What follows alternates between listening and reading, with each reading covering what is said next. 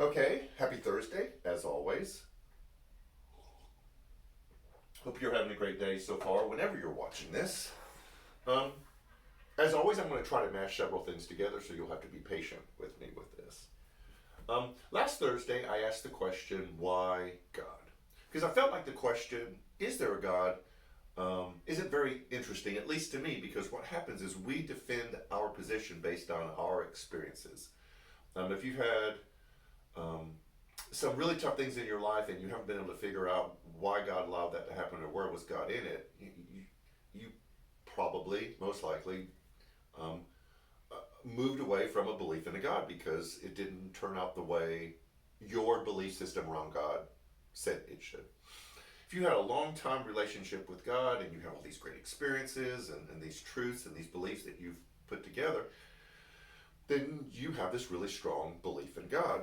And it's based on very narrow experiences. And so it ends up being defending our position rather than a great, nuanced conversation about a complex thing.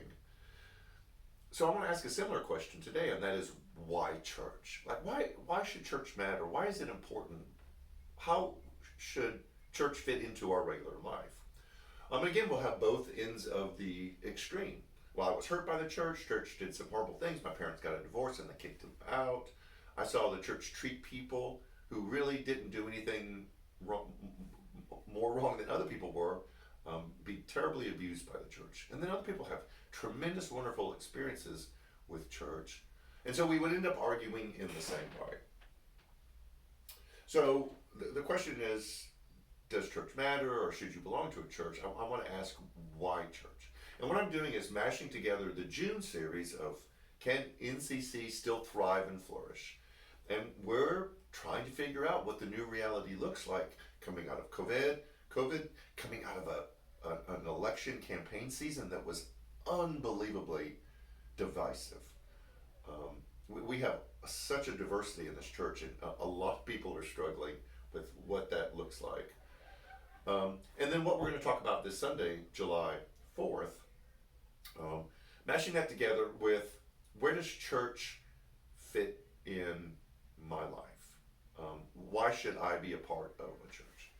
The answer to the why God was because we often interpret freedom as the ability to do whatever we want to, and we end up making choices where we actually find ourselves in bondage.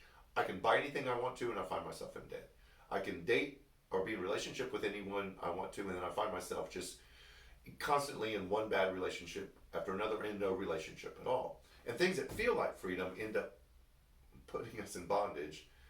And so the why God was a message of liberation. When Jesus came, he said, I've come to set the captives and the prisoners free.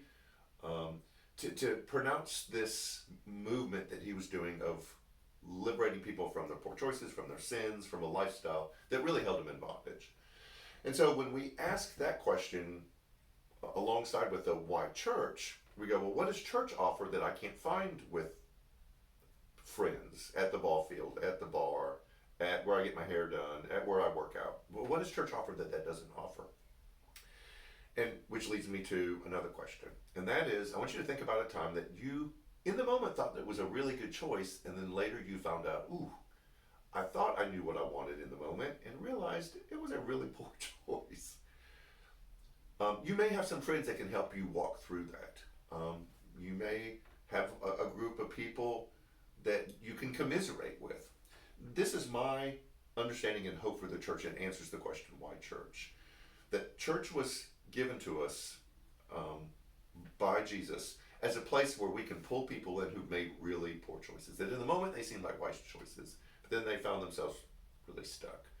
And where we kind of surround around them and we show them an abundance of grace and love and no condemnation and mercy, and sit with them in that difficult moment. And then when they are ready, when we've loved on them enough, then we can have some conversations about, okay, what are some things that we can do, some truths that we can present to you, some practices of wisdom that we can put in your life to help move you to a place where you don't do that again. Now, churches have been notorious at being really bad about that. It's condemnation, it's finger pointing. It's a world that knows where the church stands on a lot of positions, but doesn't always feel that kind of grace and kindness from the church. And so people don't want any part of the church, and I really can't blame them. So when I ask the question, why church? My answer is, I believe church was created to be a place where you can come in broken and bleeding, and even by your own choice, that you made some decisions in your life that put you in a really bad place. And we welcome you with open arms, no judgment, no condemnation, no, like, here's the list of all the things you did wrong. Let us run down the list. But just pull you in and then help move you to a wiser, better place. I'm not sure we can always find that in the community. We'll find friends that commiserate with us. We'll have friends that'll kind of give us a little bit of advice, but have a whole community surround you and help move you to a healthier place, I think is what sets church apart from everywhere else. So I asked you last week to answer the question, why God? And I hope you did. I hope you kind of wrestled with why would I, why should I, would I want to have a God in my life?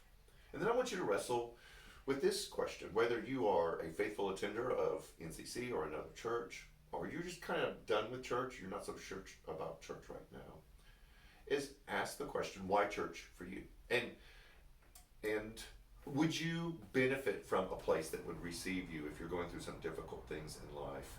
No judgment, no condemnation, and then help walk you to a healthier place. That's how I see it. That's the answer to, can NCC still thrive and flourish? Is the church still relevant? I say yes, because the church does those things that it is very difficult to find in the world at large. Wrestle with that. Just a reminder, this Sunday is July 4th, no in-person service. We're going to do virtual only. It'll be a shortened service. And then at 11 o'clock on the ground, so you can participate in the service virtually and then come to the church, dress super casually for the weather, and we're going to have a cookout. We're going to hang out. This whole area will be filled up with tents and things for you to do, just to come and just have a great time together. So that'll be this Sunday, July 4th, from 11 to 1. Come and hang out with us. July 11th, the coffee spot opens back up again, because we love the time that we have where we can just kind of hang out together before and after worship. There's a bunch of other stuff. It's all on our social media. You'll get an update next Tuesday after staff meeting.